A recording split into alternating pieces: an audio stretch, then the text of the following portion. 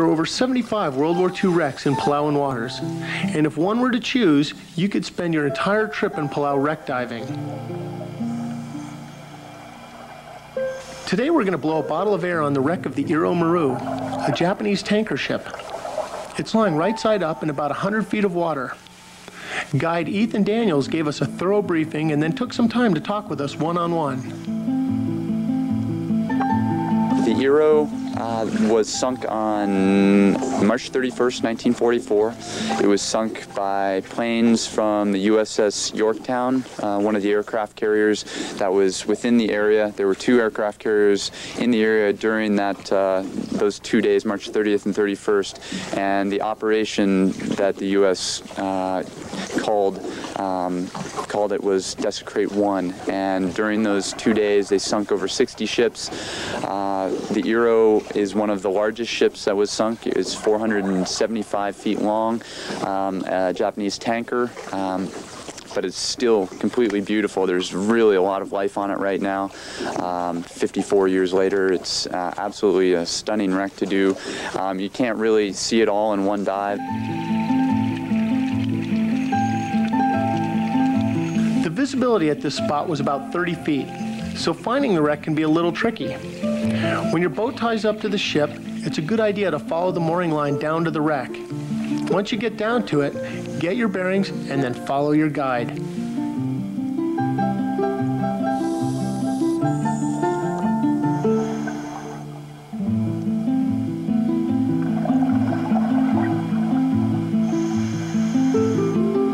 Our game plan didn't call for any serious penetrations into the hull, so we stuck to the upper decks of the ship. Heading for the bow of the ship, we entered into what we think is the bridge of the Iro Maru.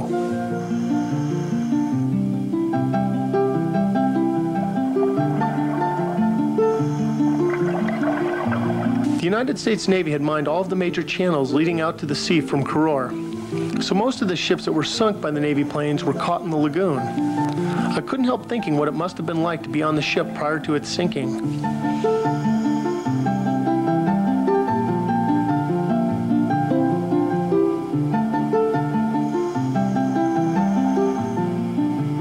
I wonder what ports the ship had called upon during her life, and the cargo she'd carried in her holds. Did the captain and her crew know that their ship would be sunk? And were they resigned to the fact? For that matter, was anybody on board at all? How many men died? How many men survived?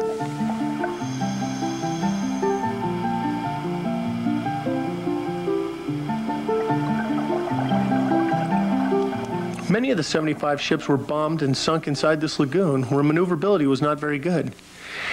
It really must have been a very desperate situation.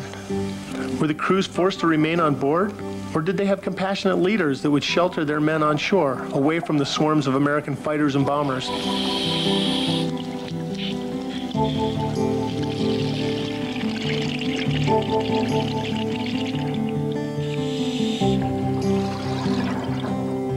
It's been 54 years since the sinking of the Iro Maru, and the wreck is now home to coral and fishes.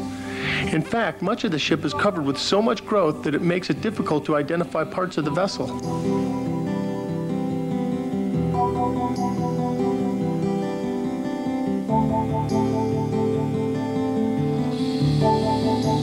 During our ascent, I glanced at my dive computer and was amazed at the incredible 90-degree water temperature it was registering. It was our last dive of the day, and during our safety stop, we were all looking forward to another magical day in the Rock Islands of Palau.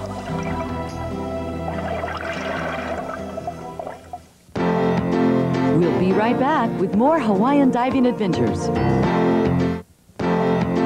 Welcome back to Hawaiian Diving Adventures. The Outrigger Palasia Hotel is part of the Outrigger chain that all Hawaiians have grown up with. Outrigger hotels and resorts have reached out across the Pacific and are now in Palau, Guam, Fiji, Australia, Majuro, and Tahiti. The The new Outrigger Palasia Hotel Palau has added a new dimension to the islands.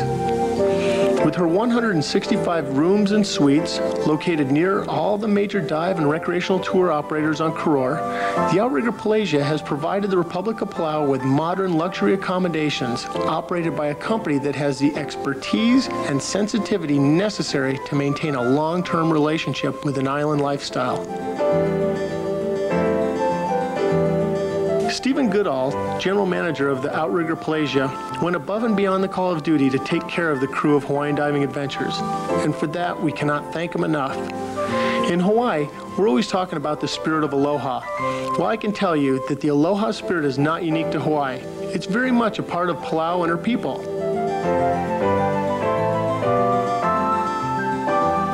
Stephen has done an excellent job of blending the best of what Palau has to offer. This Hawaiian Diving Adventures safety and equipment check was made possible by Sam's Tours Palau. Ethan Daniels is a young man from upstate New York. He's been in Micronesia for about 4 years now, and he tells me that he has a very difficult time visualizing himself back in the snow and cold of the northeastern U.S. During the time we were in Palau, Ethan led us on some memorable adventures. His briefings prior to all of our activities were very thorough and helpful. During one of our surface stops, Ethan told us about a close call that might have been avoided if more attention to the briefings and equipment had been made. Unfortunately, some of the divers really didn't pay attention to the briefing too well. The group was really separated right from the beginning, which is a big no-no down in Peleliu. Two of the divers were caught in a downwelling that they were told about, really didn't pay attention to their depth gauges. It was nothing that you couldn't kick out of, it was just that they weren't really paying attention to their depth gauges. So on account of that, we really had a long safety stop before we came up and were able to try and signal the boats. We did have safety sausages, we did have whistles, we had dive alerts, we had mirrors, but there were big swells that day. They had really come up in the afternoon, and again, the sun was in the driver's eyes, and the wind had kicked up, so they couldn't hear the dive alerts, and we weren't found until about 3 hours later.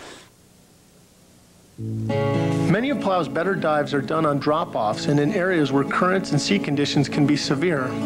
So it's doubly important to check out your gear and to listen to all of the instructions at the dive briefings.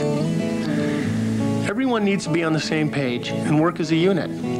If everything is clicking, your dive at the Blue Corner or Peleliu can be unforgettable for all the right reasons. Anyway, you can bet that we'll continue to recommend that you check out your gear before you go diving, and ask that you take an extra 15 minutes to prepare. Take my word, it's worth it.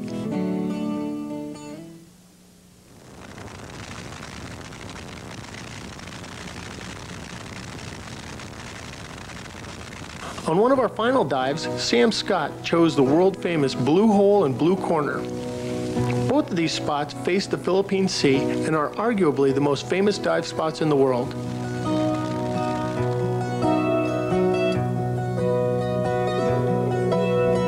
On entering the Blue Hole, you're on the reef in about 5 feet of water. You descend into this hole, into a cavern that's about 90 feet deep. You gotta try this dive because words are just not adequate to describe it.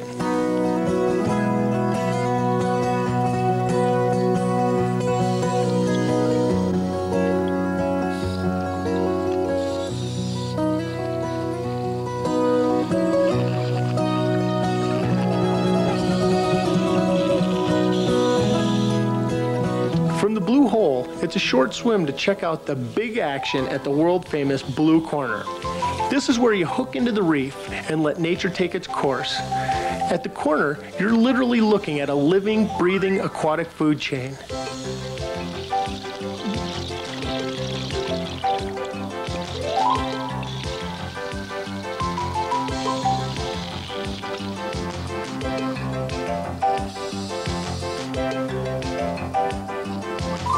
You have your little herbivores, or plant eaters, and little fish feeding on tiny crustaceans and larvae.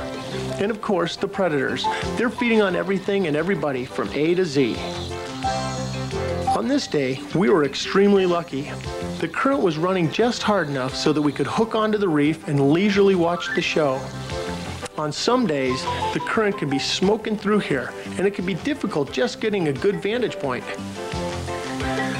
The current causes an upwelling when it hits the face of the wall, and this causes nutrients and tiny creatures to be thrown up into midwater. This then starts the food chain going.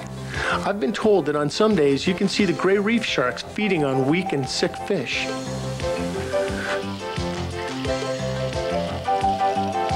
I'll always remember my first time in Palau, and now I know why so many of my buddies have been here so many times. There's so much to do here. I know I could spend my whole life just exploring the Rock Islands. Every dive site was a new adventure, and I'll be savoring all of my experiences until I can find a way to make it back here again. I want to make sure to thank Stephen Goodall and Chris Dacus of Outrigger Hotels and Resorts. If you ever make it down here, please check out the Outrigger Plaza Hotel. Also, Sam Scott of Sam's Tours Palau will make sure that you have an unforgettable diving and kayaking experience. We'll be right back. Welcome back to Hawaiian Diving Adventures. Wow, that was some big action. I want to take this opportunity to thank some of the people that made this Hawaiian diving adventure possible. There's Chris Dacus and Stephen Goodall of Outrigger Hotels and Resorts for putting us up in this beautiful new hotel. Also, Sam Scott and the outstanding staff at Sam's Dive Tours. There's the wonderful people of Palau, Continental Airlines, and most importantly, I want to thank you folks at home for tuning in and joining us on another Hawaiian diving adventure. Aloha.